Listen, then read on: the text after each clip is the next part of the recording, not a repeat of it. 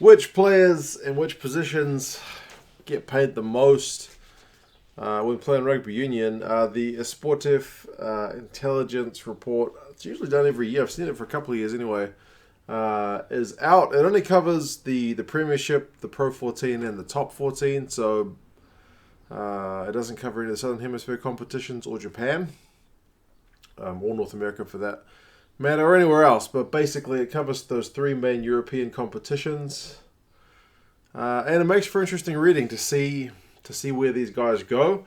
And if you are a Southern Hemisphere rugby fan, it might give a little bit of insight into which players are more likely to leave based on the money that's being offered. But I'll show you guys quickly the graphics, which are on Twitter. You can have a look for yourself, but I'll put them up.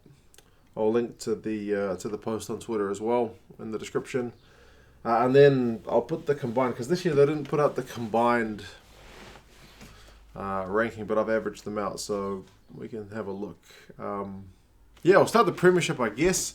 Interestingly, this year it's locks, which they've lumped together, 4 and 5, are the highest paid players.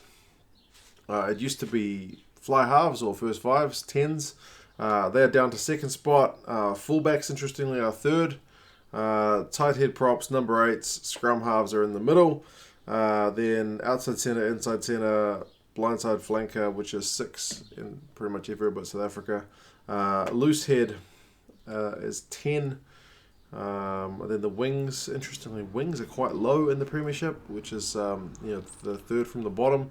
Open side flanker is second to bottom, and hooker comes in dead last. So because they've lumped in wingers and locks together, everyone else is individuals. It's 13 different grades. Hooker bottom, locks top. I mean, when I'm thinking about locks in the Premiership, I'm thinking there's probably a few big names who really push out the averages. Courtney Laws probably gets paid a fair bit, although do you class him as a 6 or a lock because he plays 6 every now and again. Lavanini's gone over. He's probably paid pretty big money. Itoje is probably among the highest paid guys in the Premiership. So, yeah, there's probably a few guys. I mean, Lutiaka gone over to Sale. I'm not sure what salary he's on, but there's probably a few guys getting some pretty big salaries over there in the Premiership. So, yeah, I guess that kind of makes sense. The Pro 14 was slightly different, and I should note that the Pro 14 stats don't include the South African or the Italian teams. Someone did ask the question on the Twitter feed, do you guys not have the data for them? And they said, we do, but I think they basically said that the salaries are so different that it skews the entire results. So I took that to mean that perhaps the guys playing for the Kings and the Cheetahs and maybe Benetton and Zebre are not paid in the same ballpark as perhaps some of the other bigger teams. And maybe that throws the results out of alignment. So that seems to be what they said. So it's just the Irish, Welsh teams in the Pro 14. That's it, isn't it? I have to think about that for a second. Other than the Irish, Welsh, South Africans, and Italians. That's the Pro 14, yeah. Locks also are in the top spot. Number 10s are down to third, and number 8s are in 2. So I'm thinking for locks, it must be like James Ryan, Alan Wynne Jones, guys on some big coin over there in the Pro 14. Number 8, I mean, CJ Thunder's probably on pretty good money. But yeah, it's interesting that 10s are down there in third, because I know Sexton's one of the highest paid guys in the world. So yeah, that's interesting that it's dropped down to 3. Tight head is also 4th alongside the Premiership. Wings are a lot higher in the Pro 14 than they are in the Premiership, so they get the 5th spot. Then inside centre, scrum half is also kind of in the middle. Loose head prop a lot more highly valued as well, even though then it's still in the middle of the table. Inside centre's down to 9, fullbacks at 10, blindsides at 11. Open side is also at 12. Interesting. Richie McCall would be not happy reading that open sides in both the Premiership and the Pro 14 are both valued as the second least valuable position in terms of what you pay them. And hookers also last. dead last. It's a bit of a shock, but I guess every position is important. Then you move across to France. A lot of guys earning some big money in France. And in France, it is wings who are on top. Last year, when I saw this, I thought it was a given that all three would have fly halves at first spot. And indeed it was. And this year, none of them are the top spot for the 10. So it's wings in France, where they're almost at the bottom in the Premiership. They're upper half in the Pro 14. They are the top in the top 14.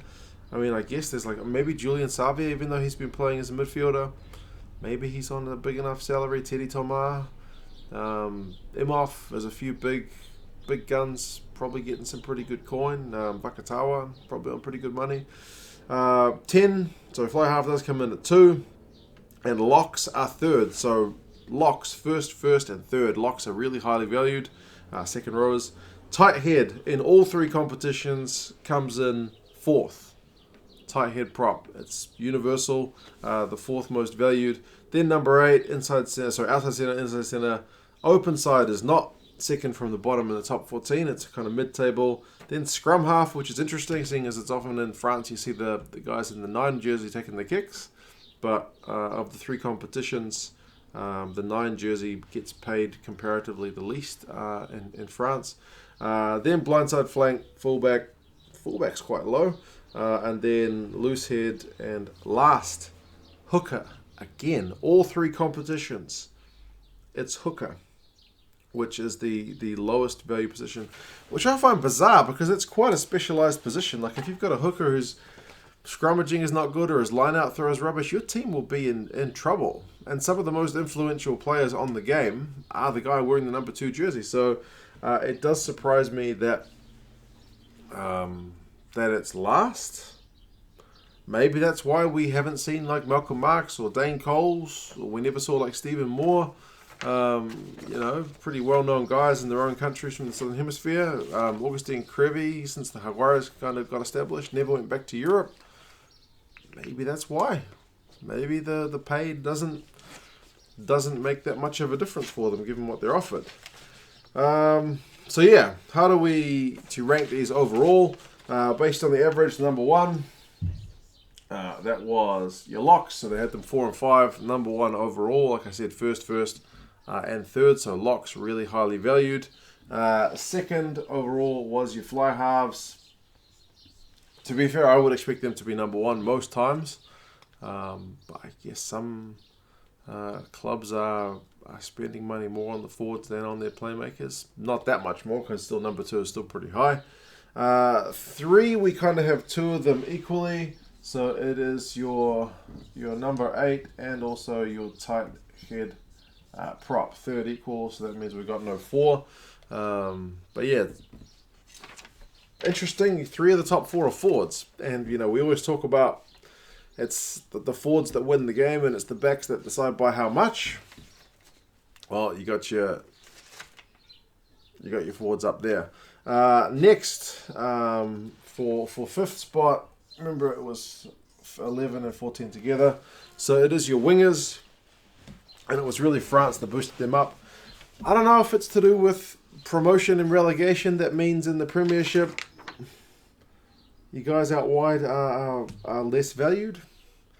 There's often that talk that the English teams play slightly more conservative because it's more about winning the game than about securing the bonus point, as opposed to like the Pro 14. But then that wouldn't explain France, because France has got promotion and relegation as well, and the wingers are the top rated, so not quite sure how that works. For 6th, we've got outside centre, which they always say is a pretty tough position to play. It's not one that you can just kind of pick up. There's a lot of positional play that's needed both in attack and on defense, but interestingly, it's rated higher than 12. Scrum half is your 7th most highly rated one, and like I said, I thought it was surprising that France doesn't rate them a bit higher. For 8th, you've got 2 of them equally, so that was your inside centre and your fullback. I think the fullback one is really raised it's really boosted there by England, because in top 14 and in Pro 14 it's 10th and it's 11th. So it's just in England where it's third that it's really quite a bit higher.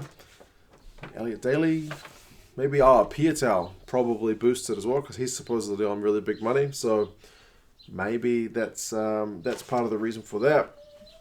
That makes it, there's no 9 because we've got 8 equal. And then 10th, again, we have 2 equal ones, and that's your blind side flank and your loose head prop.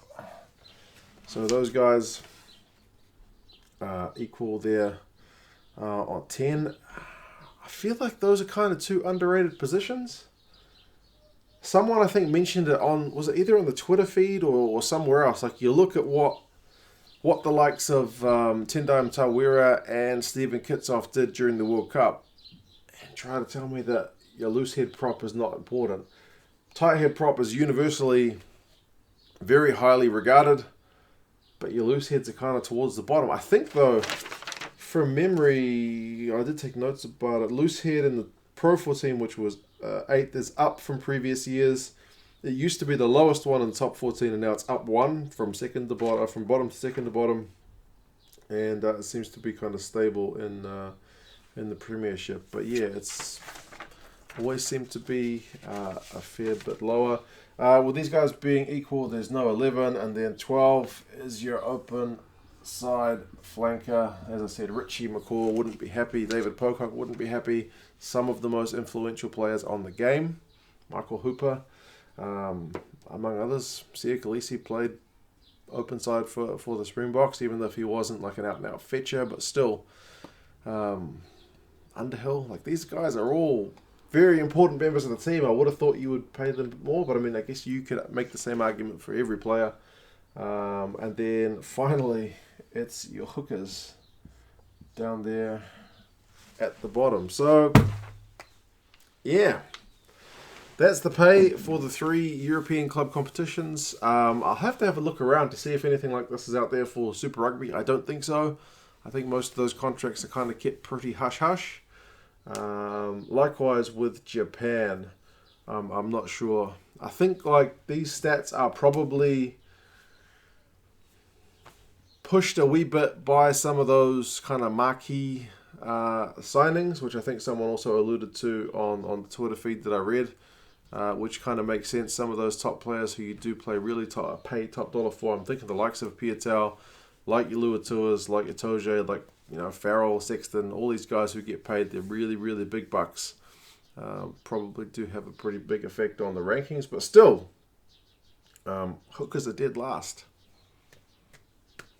Very, very disconcerting. So if you're a young fella playing rugby and you fancy playing professionally in Europe, lock. Be a lock. There you go. That's it. You guys let me know your thoughts. How do you think these rankings relate? Do you think there's much difference in terms of the positional importance, or would you say like everyone's kind of got their role to play? I feel like most rugby teams are like that. But I feel like a team of... This is kind of by the by, but if you've ever played those like rugby video games, I'm thinking back, it's like Rugby 08. If you made your own kind of world team and you had to just buy and sell players, if you built a team full of really good forwards, it was a lot easier to win than if you spent all your money on your backs. Because the adage about, you know, the forwards winning the game seemed to be true. You could just control the ball, control possession, win penalties at scrum, dominate the line out. And it seemed to be a lot easier. But anyway, that's really, really by the by. You guys let me know your thoughts on this, and yeah, I'll talk to you guys soon. See you later.